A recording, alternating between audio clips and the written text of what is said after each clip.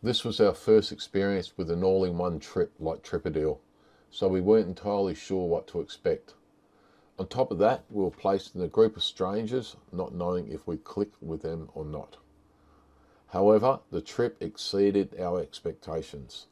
The organisation, guides, accommodation and itinerary were all excellent. While there were a couple of minor issues along the way, they were not significant and didn't detract from the overall experience.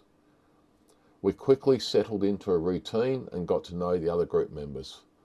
For the most part, everyone got along well, and there are even a few people we hope to remain friends with and stay in touch. The pace of the trip was fast, definitely not a holiday for lounging around. Most days were packed with activities, keeping us on the go and fully immersed in the experience.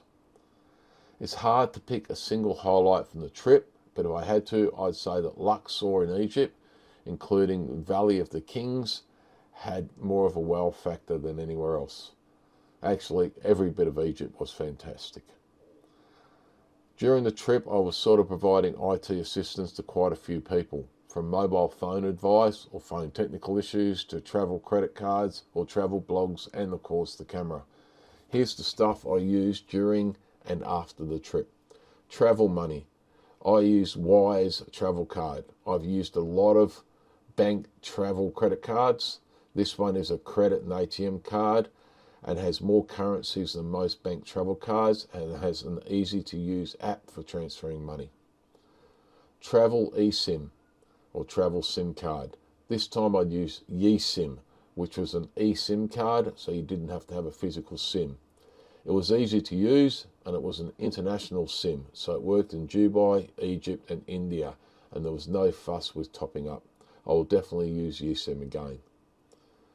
For the camera, I used an Insta360 X4 360 degree camera. It's fantastic and it captured amazing footage.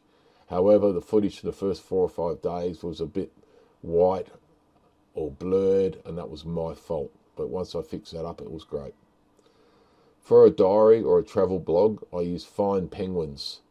I recently switched to Find Penguins, but I may move back to my previous choice, Polar Steps, as I find Find Penguins a bit harder to navigate for specific days, and the Polar Steps has a much better visual representation of the trip. For the little funny animated travel videos, I use Travel Boast. It's a phone app. It's great for creating fun animated videos of bus or plane trips. For video editing, I used Adobe Premiere Elements, but any video editing software would have handled the job well, as it was not very difficult.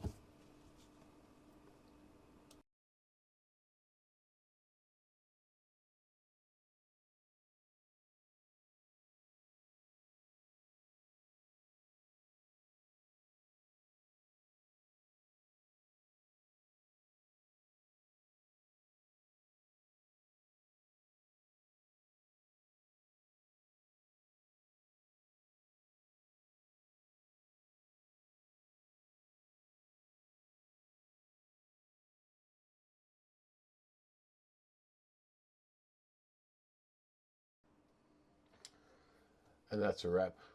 I've really enjoyed putting these videos together, and as you can see, I'm learning as I go, so the videos are slowly getting better as it gets towards the end of the trip. It's actually made me remember some bits of the trip that I've forgotten. I hope you've enjoyed these videos and you can come back and look at them and have recollections of the trip. Anyway, I look forward to making some more of these videos in the future.